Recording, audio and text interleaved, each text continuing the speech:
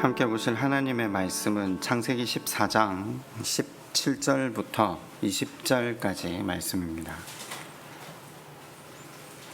창세기 14장 17절로 20절까지 말씀을 교독하도록 하겠습니다.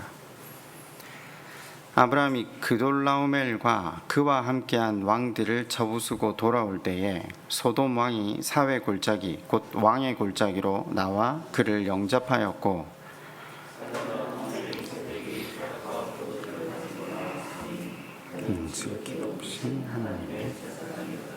그가 아브라함에게 축복하여 이르되 천지의 주제이시요 지극히 높으신 하나님이여 아브라함에게 복을 주옵소서. 너희 대적을 내 손에 붙이신 지극히 높으신 하나님을 찬송할지로다 하매 아브라함이 그 얻은 것에서 10분의 1을 멜기세덱에게 주었더라. 아멘. 오늘은 소재의 두 번째 시간으로 물질의 헌신 편을 살펴보려고 합니다. 그 소재는 요즘 말로 하면 삶의 예배가 된다고 했습니다.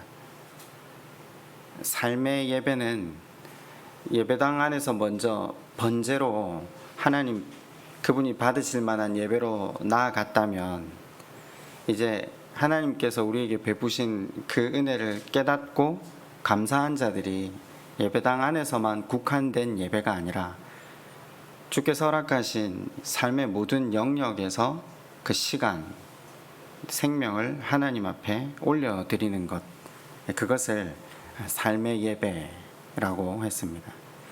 특별히 예배당 안에서 우리의 시간의 헌신으로 봉사와 헌신에 대해 거기에 담아야 할 것, 또 담지 말아야 할 것을 지난 시간 살폈다면 오늘은 우리의 생명인 물질을 하나님 앞에 드리는데 본문에는 11조가 설명이 되는 구간입니다. 그 11조 가운데 우리가 하나님 앞에 담아 드려야 할 내용이 무엇인지 말씀을 상고해 보기를 원합니다. 11조에 대한 자세한 내용은 창세기 시리즈 설교 14장, 그러니까 2016년 3월 20일에 설교를 했었거든요. 만 5년 만에 다시 이 부분을 설교하게 되는데 그때처럼 자세하게 11조 내용을 조목조목 설교하지는 않으려고 합니다. 필요하신 분은 16년 3월 20일 설교를 다시 한번 참조하시면 좋겠습니다. 레위기 말씀을 지금 우리가 다시 설교를 하는 이유 중에 하나는요, 15년도에 설교를 했던 이 내용의 녹음 상태들이 썩 좋지가 않습니다. 그래서 다시 새가족 교육 차원에서 녹음을 다시 하자, 그런 요청도 좀 계셨고, 또 5년 전에 설교를 들으신 분들도 기억이 안 나시고, 또 중간에 새롭게 오신 분들이 레위기에 대해서 들어본 적이 없다고 말씀을 하셔서 지금 다시 하나님이 받으시고자 하는 예배 시리즈로 레위기를 다시 살펴보고 있는 중입니다. 여러분, 레위기 말씀을 상고함을 통해서 모쪼록 우리 삶의 동산 중심에 다시 선악과를 바르게 세우는 복이 있었으면 좋겠습니다. 하나님께서는 아담과 하와에게만 선악과를 세워두신 것이 아닙니다. 허락하신 우리 생명인 이 삶의 동산 한가운데에도 하나님은 선악과를 세우기를 원하십니다. 그 선악과가 무엇입니까? 우리 중심에 누가 세워지는 것이 그 선악과를 세우는 것입니까?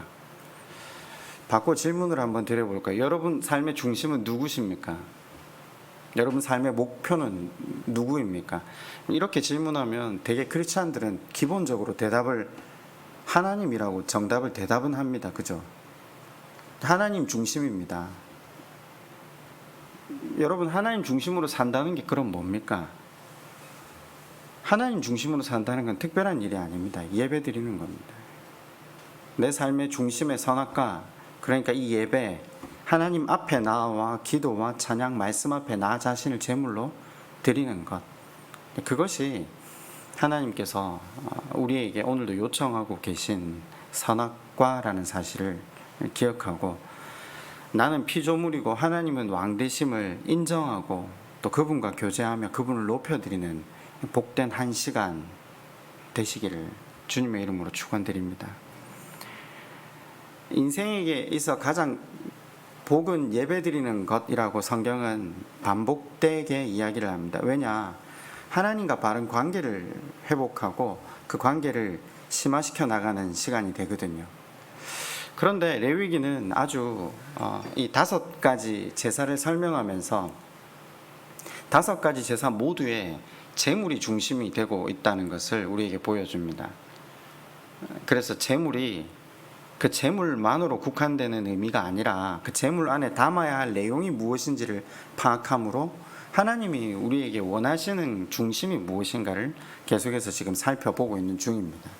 창세기 14장에는 구약에서 제일 처음 11조가 언급되는 장이기에 이 장을 살펴보면 믿음의 사람의 특징을 아는 동시에 믿음의 사람이 드리는 11조에 담기는 내용이 무엇인지를 정확하게 이해할 수 있어서 다시 창세기 14장을 살펴보려고 합니다. 14장의 배경은 이렇습니다. 오늘 본문이 제가 중간부터 읽었는데 위쪽에 1절부터 이렇게 보시면 북쪽 4개의 종족이 연합을 해서 2절에 보면 남쪽 연합 5개 종족을 공격해 옵니다. 그러니까 북쪽은 그돌라오메를 사령관으로 삼고 남쪽 5개 소돔 왕을 사령관으로 삼고 있었던 밑에 지방으로 쳐내려온 거죠. 이유가 뭐냐? 3절과 4절을 보면 조공을 드리고 있었는데 조공을 끊었기 때문이었죠. 자, 그래서 삽시간에 이 두 연합국들의 전쟁이 끝이 나버립니다. 누구의 승리로요? 북쪽 연합군의 승리로 끝이 나버립니다. 14장 11절 이렇게 밝힙니다. 내 왕이 소돔과 고모라의 모든 재물과 양식을 빼앗아가고 소돔에 거주하는 아브라함의 조카 롯도 사로잡고 그 재물까지 노략하여 갔더라. 전쟁의 결과로 조카 롯이 끌려갔습니다. 자, 그 소식을 13절에 이렇게 전합니다. 도망한 자가 와서 히브리 사람 아브라함에게 알리니 그때 아브라함이 아모리 족속 마므레의 상수리 숲을 건너에 거주하였더라. 마므레는 에스골의 형제요 또 아넬의 형제라. 이들은 아브라함과 동맹한 사람들이더라. 아브라함이 그의 조카가 사로잡혔음을 듣고 집에서 길리고 훈련된 자 318명을 거느리고 단까지 쫓아가. 아브라함은 믿음의 사람이라는 걸 우리가 잘 알고 있고, 그 믿음의 사람이 신앙생활을 어떻게 하고 있었는가, 이것도 사실 5년 전에 살폈는데 기억이 나실지 모르겠지만 집에서 사람을 길리고 세우는 작업을 하고 있었다는 것을 먼저 살폈죠. 그러면서 함께하는 사람들과 동맹의 관계를 맺어 가고 있었던 사람. 그럼 믿음의 사람의 특징이 뭐라고요? 사람을 길리우고 세우며 함께하는 사람들과 동맹의 관계를 맺는다. 그때 이 동맹을 맺었던 사람들의 이름의 의미를 설명을 했는데, 이건 그냥 그 히브리어가 가지고 있는 의미를 살펴보면 이 사람들이 다들 하나님을 믿고 하나님을 신앙으로 고백하던 사람들의 이름임도 살폈습니다.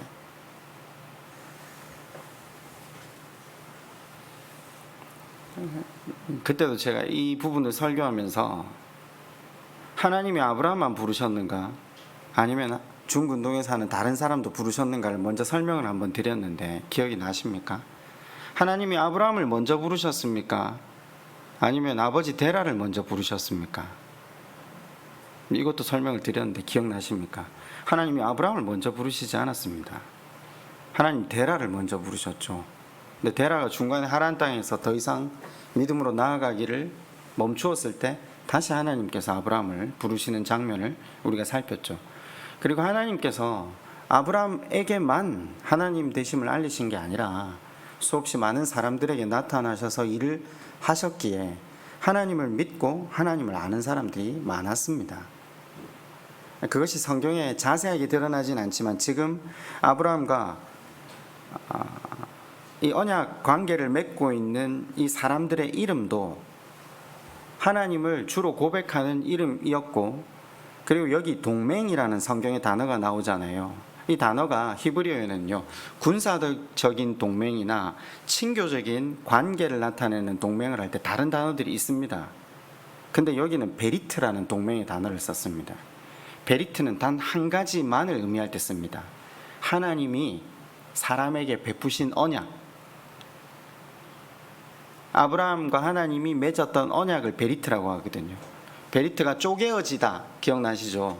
언약을 지키지 못하면 이 재물이 쪼개어지다 할 때 그 언약 베리트를 이 지금 사람들 4명이 같이 쓰고 있는 겁니다. 신앙이 없으면 쓰지 않는 용어, 교회 안에 사람들이나 쓰는 용어를 지금 이 사람들이 함께 사용하고 그 언약 아래 서로가 묶여져 살아가는 거죠.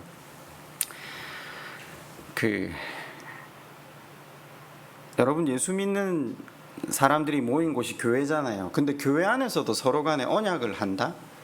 깊은 동맹의 관계를 가진다? 어렵습니다. 왜 어려운가? 상대방에 대한 신뢰가 없기 때문이죠.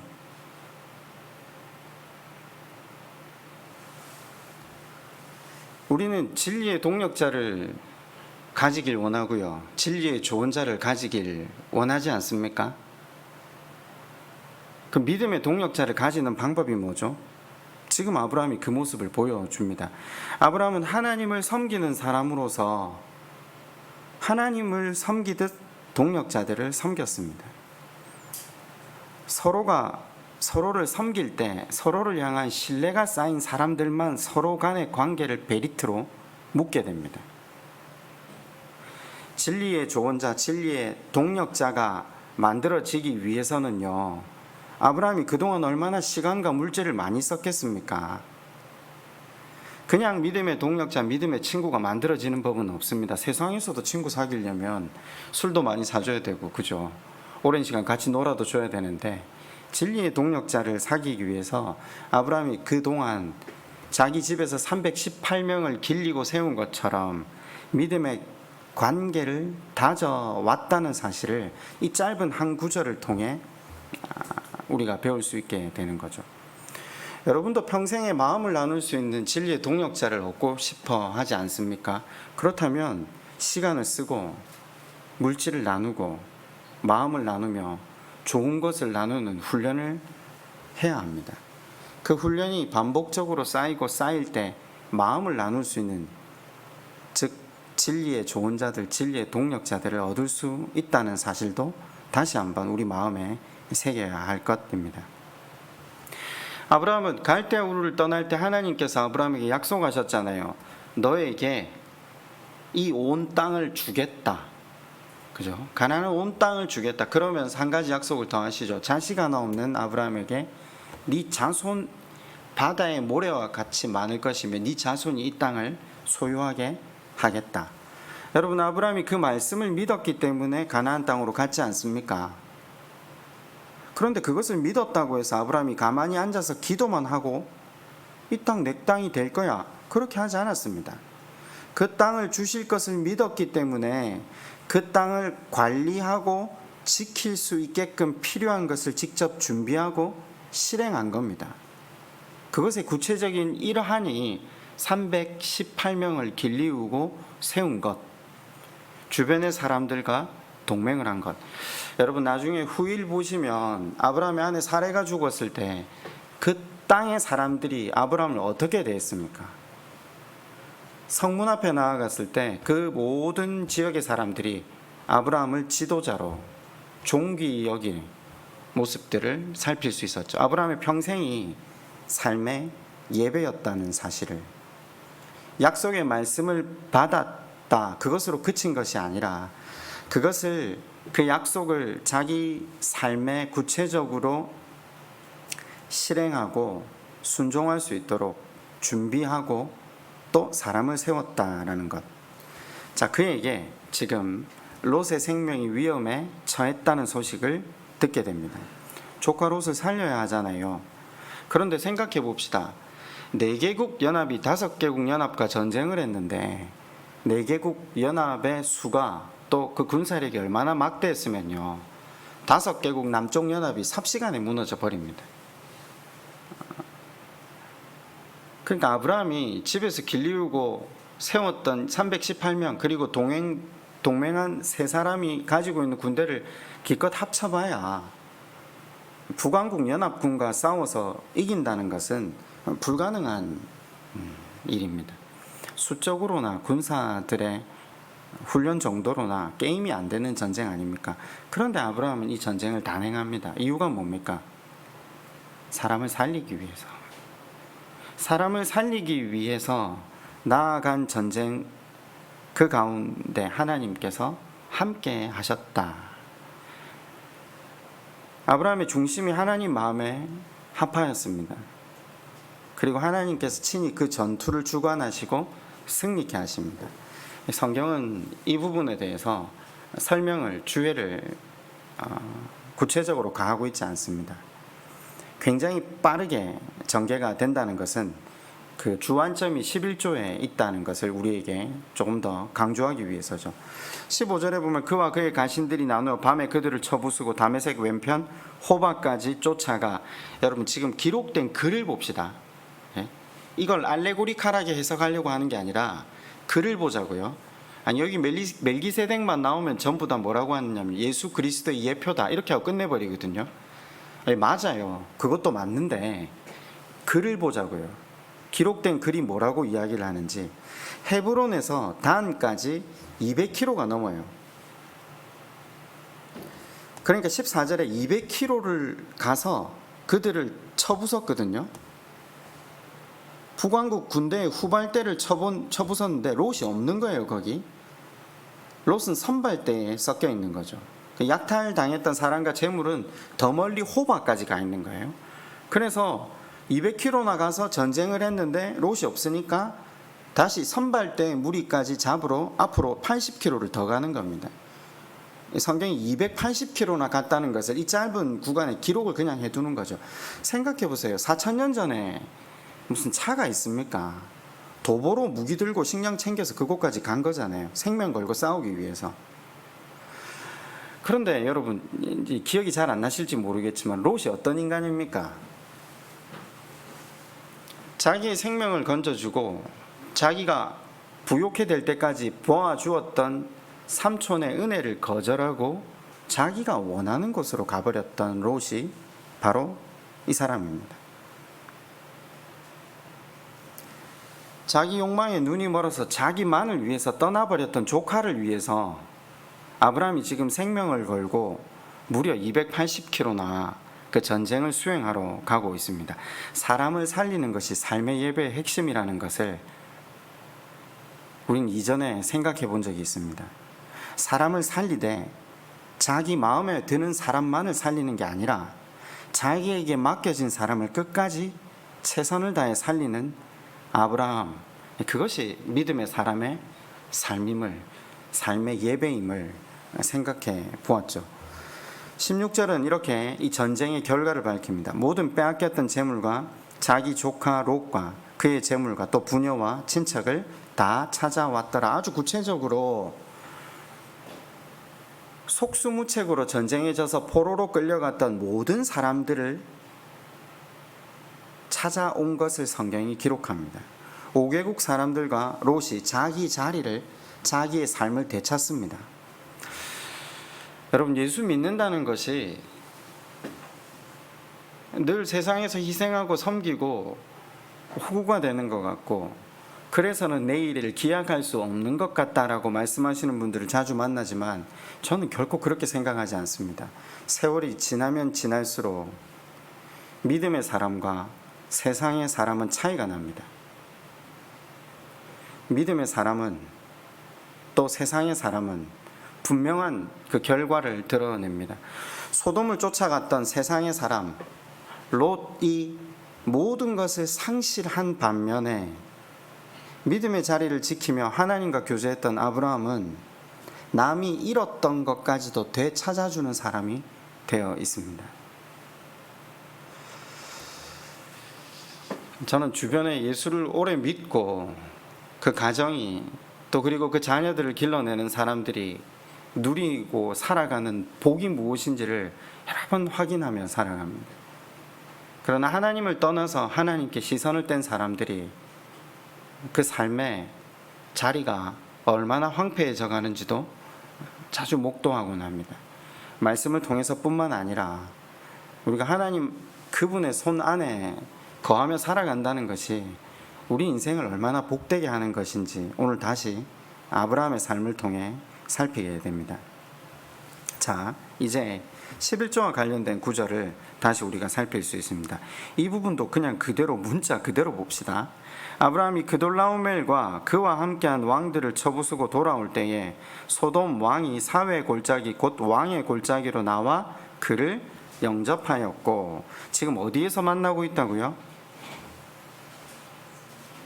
어디에서 만나고 있다고요? 사회 골짜기, 왕의 골짜기, 여기가 어딘지 혹시 아십니까? 예루살렘 옆에 골짜기가 있죠. 그 사진으로 그런 거 한번 보신 적 있습니까?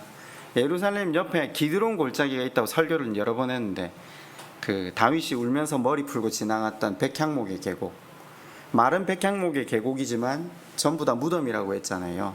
그 옆에 흰놈의 골짜기가 같이 있거든요. 이 두 골짜기가 만나는 곳을 왕의 골짜기라고 합니다. 사회 골짜기라고 합니다. 그럼 지금 이 사람들이 어디에서 만나고 있다고요? 예루살렘 근처로 왔다는 겁니다. 보세요.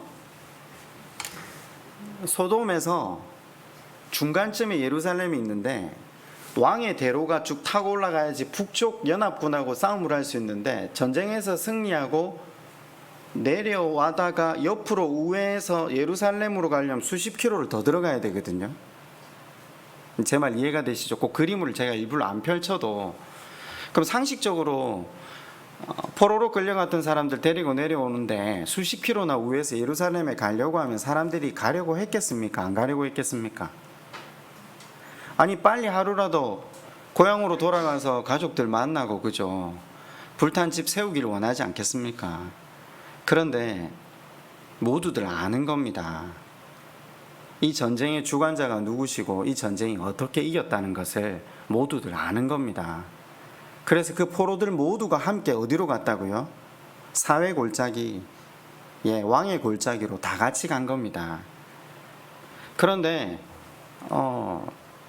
응당 다시 소돔으로 내려와서 백성을 돌려달라고 이 말도 안 되는 이야기를 하려고 했던 소돔 왕은 갑자기 아브라함이 우회했다는 소식을 듣자마자 사회 골짜기까지 올라온 겁니다. 지금 그래서 다 같이 만나는 장면을 성경이 기록해 두고 있는 거죠. 이해가 되십니까? 굉장히 지금 그런 부분에 대해서 부수적인 설명이 없지만 간결하게 그 이야기를 하고 지나가고 있는 겁니다. 여러분, 여기서 지금 기록되어 있는 사실을 무시하고 단순하게 멜기세덱은 예수님을 예표한다, 그 주님이 오셔서 11조를 받으신 것이다, 그러려면 장소 하나하나 인물 한 명 있는 그대로를 성경이 기록할 이유가 없어요. 장소 하나하나 인물 한 명 한 명을 살펴보므로 복음을 바르게 이해하는 시간, 그러면 역사적 의미와 영적 의미를 동시에 깨닫게 되겠죠. 자, 멜기세덱은 분명히 예루살렘의 왕이고 제사장이라고 밝히고 있습니다.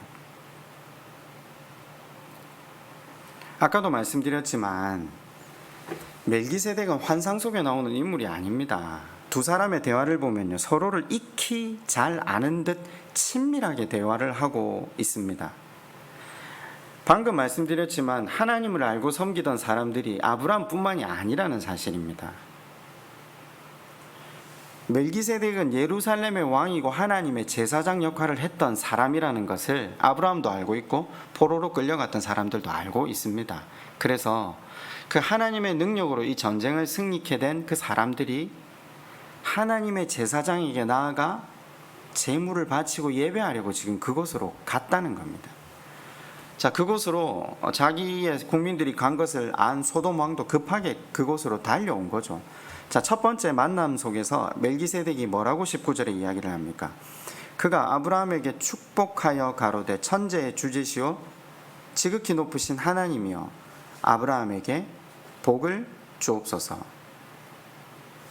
18절에는 살레망 멜기세덱이 떡과 포도주를 가지고 나왔으니 그는 지극히 높으신 하나님의 제사장이었더라. 살레망을 설명하면서 떡과 포도주를 들고 나왔다고 했잖아요. 아브라함을 위로하기 위해서. 아브라함 그와 함께 하나님 주신 승리를 감사하기 위해서. 자, 그러면서 아브라함에게 멜기세덱이 뭐라고 하죠? 너희 대적을 네 손에 붙이신 지극히 높으신 하나님을 찬송할지로다. 여러분, 우리가 기독교인이라서 누가 하는 고백이 굉장히 대수롭지 않게 보일 때가 있지만 이 고백은 굉장히 놀라운 고백입니다. 너의 대적을 네 손에 붙이신, 붙였다. 이 히브리어로 마겐이라는 단어인데 피할 길이 없이 에워싸인 상태를 이야기합니다. 붙였다. 상대가 피할 길이 없이 에워싸인 상태. 이 사실 누가 누구를 위협할 수 있는 상황입니까? 북왕국 연합군이 아브라함 겨우 몇 명 안 되는 사람을 위험에 둘러싸이게 할 수 있는데 지금 멜기세덱의 고백은 하나님께서 아브라함의 대적들을 피할 수 없는 자리로 몰고 가셨다. 그래서 아브라함 너가 승리하게 되었다라는 것을 고백하는 거죠. 아브라함 입장에서 한번 생각해 보세요. 전쟁을 친히 하나님께서 수행하고 승리하게 하신 이 일은 누가 경험한 거죠? 직접 그 전쟁터에 칼을 들고 200km나 그리고 다시 80km나 달려가서 전쟁을 수행했던 사람만 아는 겁니다. 자기 군대 수로는 그 막강한 연합군을 이길 수 없잖아요. 근데 그 전쟁 속에 뛰어들었을 때 하나님의 천군 천사들이 함께 하셨겠죠. 그러니까 이 전쟁이 이길 수 있었겠죠. 그 놀라운 상황을 보지도 못한 멜기세덱이 동일하게 고백하는 그 모습 앞에 아브라함이 놀란 겁니다. 여러분, 여기서 믿음의 사람의 특징을 또 하나 살필 수 있습니다. 믿음의 사람들은요, 모든 일을 하나님이 주관하심을 믿는 사람입니다. 그리고 감사의 고백을 돌릴 줄 아는 사람들입니다. 감사의 제사가 소재의 핵심이거든요. 지금 우리가 배우고 있는, 살펴보고자 하는 이 소재의 핵심이 감사의 제사입니다.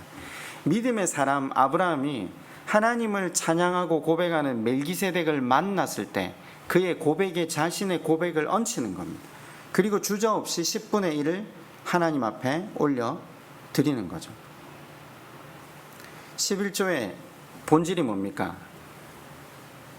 이 승리는 전적으로 하나님의 일하심의 결과입니다. 고백입니다. 자신의 능력이, 자신의 수고가 이 승리를 가져다 준 것이 아니라 모든 것이 하나님의 능력입니다. 하나님 그분의 능력을 인정하는 신앙의 고백이 11조입니다.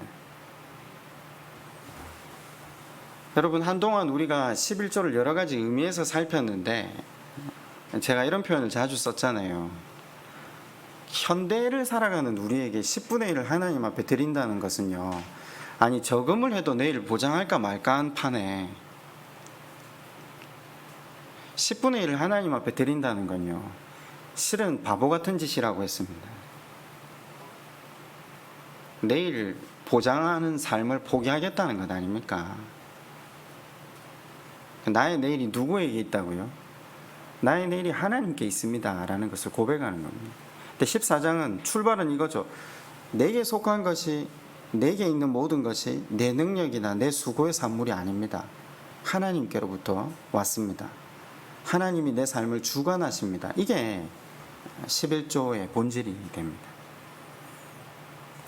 아브라함은 자기가 집에서 318명을 길렸잖아요. 그리고 마므레 형제들과 동맹을 맺고 믿음의 삶을 실천했잖아요. 그런데 자기 능력으로, 자기가 수고해서, 자기가 똑똑해서, 자기가 잘 싸워서 북왕국 4개의 연합군을 이겼다고 생각하지 않습니다.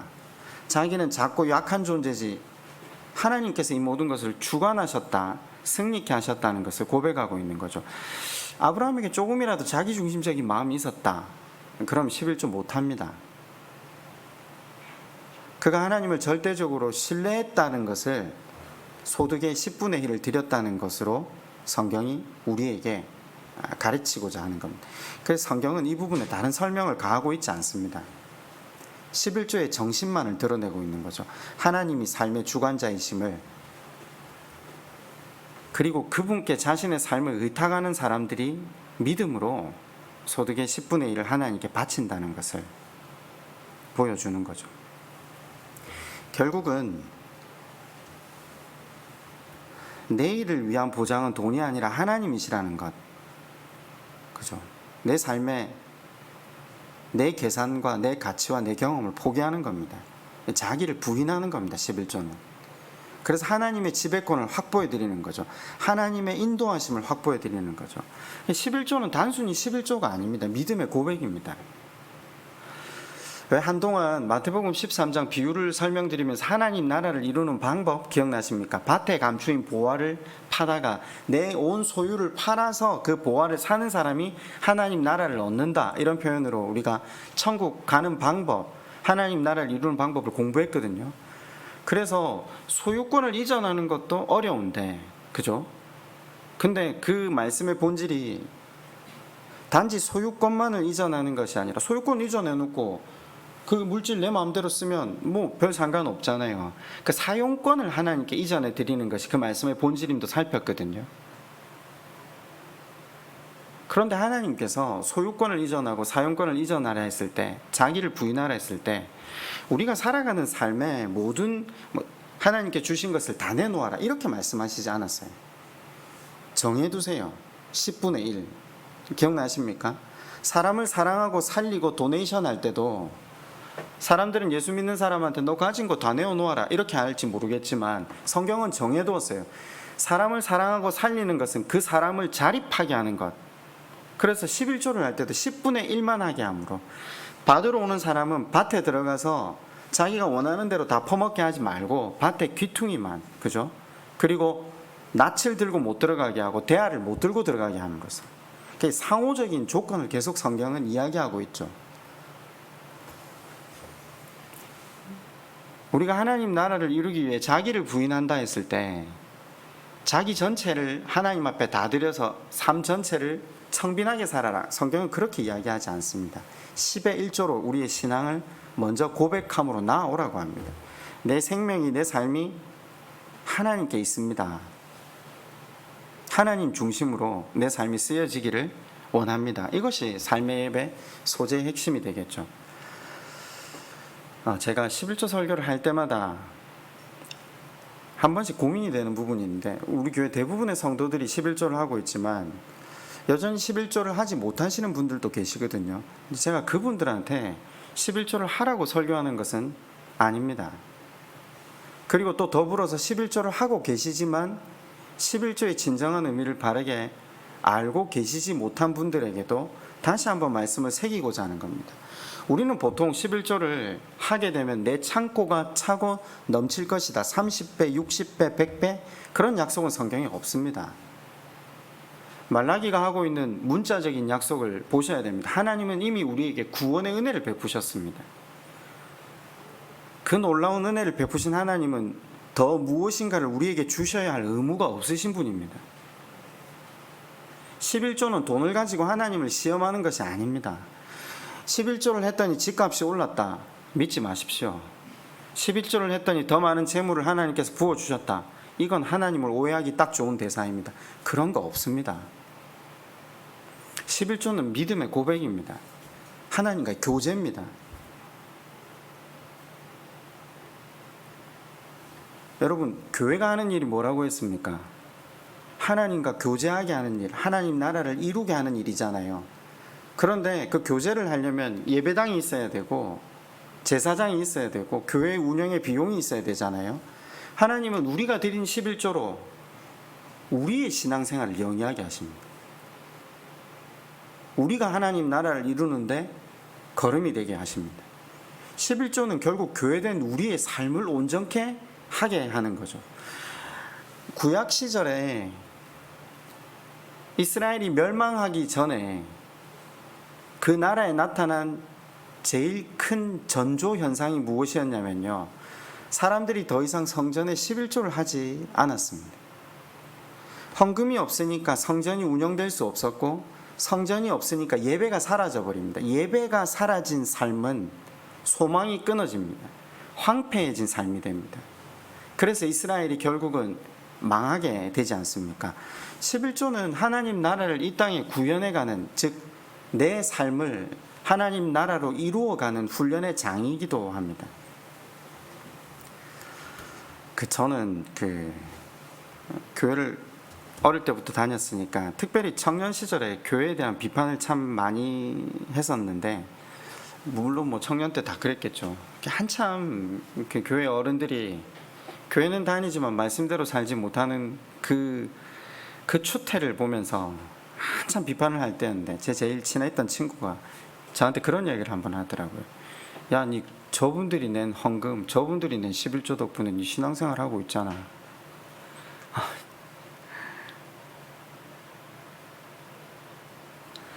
그분들이 자신의 삶이 아름답지 못하기에, 자신에게 소망이 없기에, 자신의 내일이 돈에 있지 않고 하나님께 있음을 알기에 그나마 믿음으로 그것을 고백한 그들의 믿음의 고백 덕분에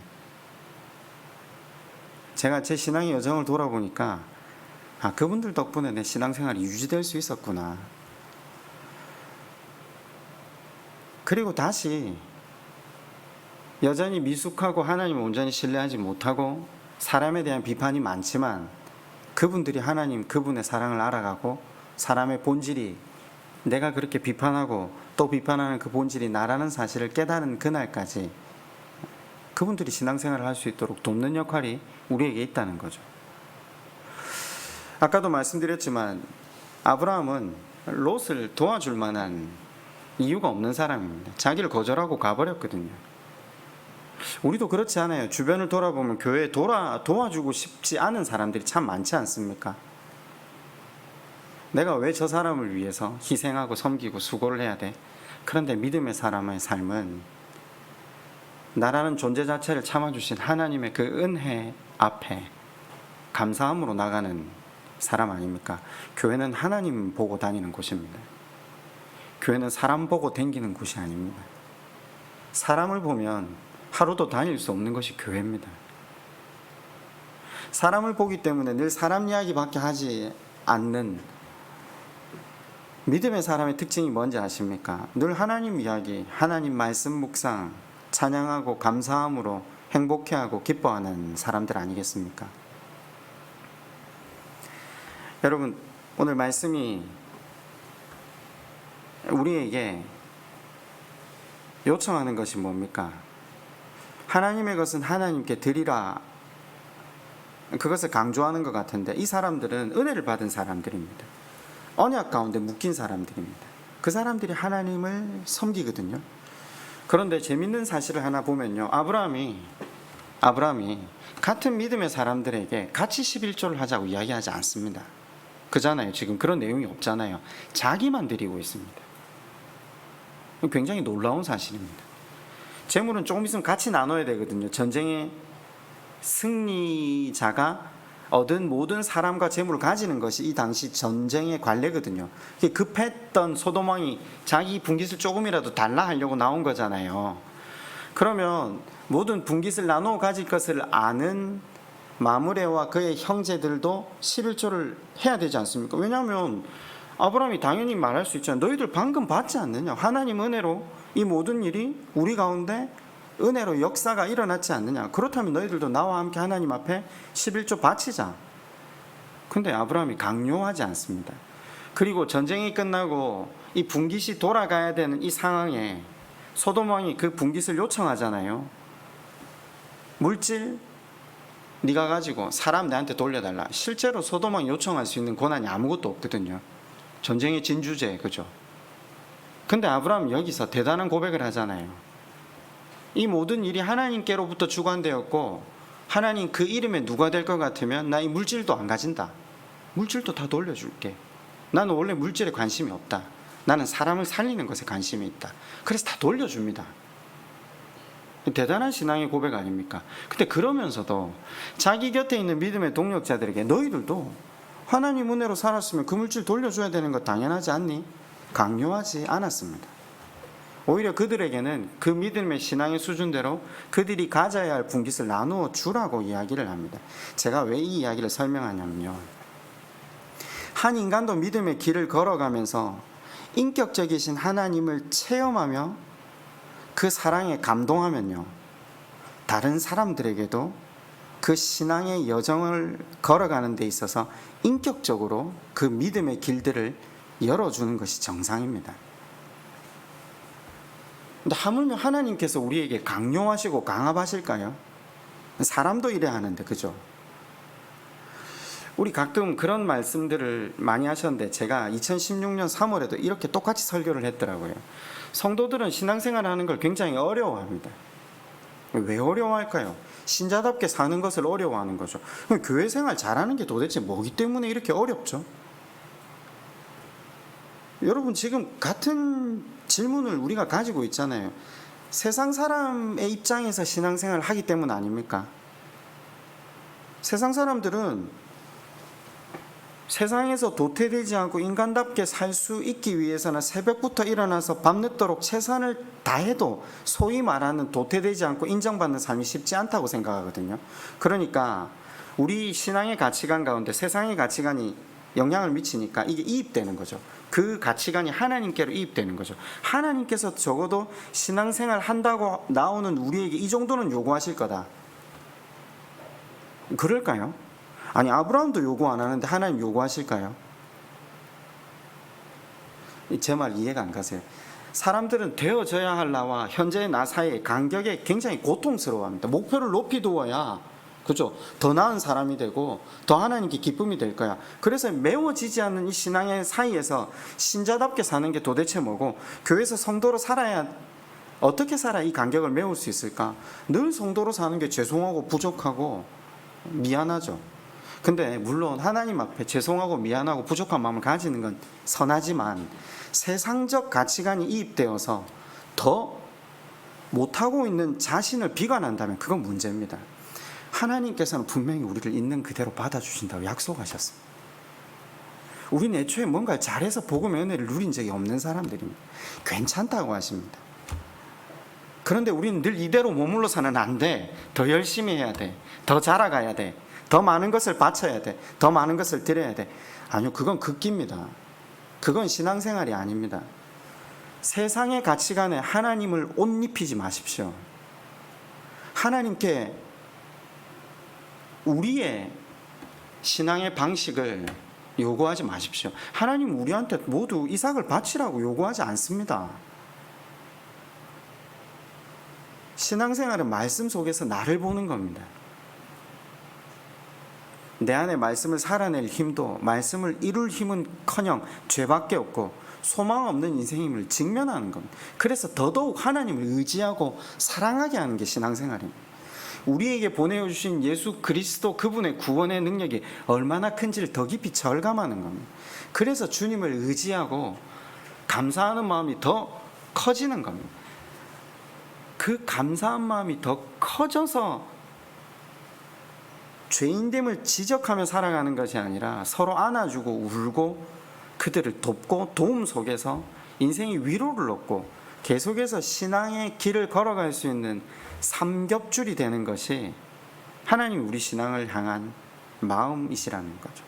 하나님은 우리보다, 아니 아브라함보다 비교가 안 될 만큼 인격적인 분이시잖아요. 하나님은 말씀을 강요하지 않습니다. 한없는 사랑을 베풀어 주시고 그 사랑에 감격해서 나온 인생들에게 말씀 안에 거하는 것이 복되다는 것을 다시금 우리에게 설득하십니다. 시간이 좀 돼서 이후 부분을 다시 한번 말씀을 또 상고하기로 하고 오늘은 여기서 맺도록 하죠. 여러분, 11조는요, 오직 하나님 그분만을 의지하는 우리의 고백이 담겨야 되는 겁니다. 그분이 우리 삶의 주관자시고 늘 가장 선하고 좋은 것으로 허락하시는 그 하나님을 온전히 의지할 때 하나님께서 우리보다 지혜로우셔서 우리의 삶을 더 아름답게 복되게 빚어 가실 줄 믿습니다. 그분을 의지하며 나아가는 저와 여러분 되었으면 좋겠습니다. 우리 한번 기도할까요?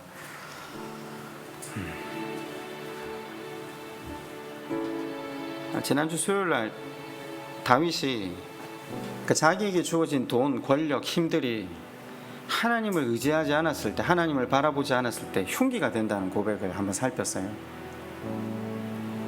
여러분, 우리가 가지고 있는 돈이나 능력이나 힘이 하나님을 의지하지 않았을 때 아브라함은 다윗은 그 돈과 힘으로 남의 아내를 강간했고요. 그 남편을 죽이는 데 사용했거든요. 하나님께 시선이 맞춰지지 않은 상태에서 돈과 힘과 권력은요, 인생의 흉기가 됩니다. 우리에게 주신 시간, 물질, 이 모든 것들이 하나님께로부터 왔음을 고백하고 하나님께 시선 맞추기를 끊이지 않게 해달라고, 우리 시간 그렇게 한번 하나님 앞에 함께 기도로 나아가겠습니다. 아버지 하나님,